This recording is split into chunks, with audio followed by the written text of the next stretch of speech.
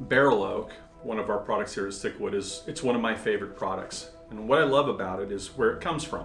What makes barrel oak so unique is that the color comes, not from a factory process, but from literally the wine being in contact with the wood for so many years.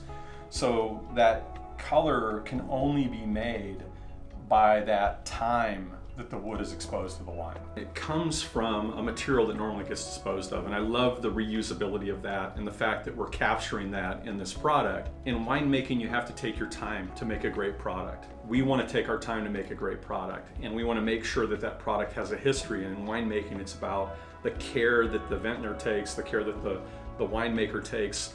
Both of them involve craft. It takes time to bring this product out of the waste product that we get from the winemakers. And I believe that when we experience the material in a space, we can sense that. We know that's happening. It's about a shared experience, right? It's about an ambiance, a feeling.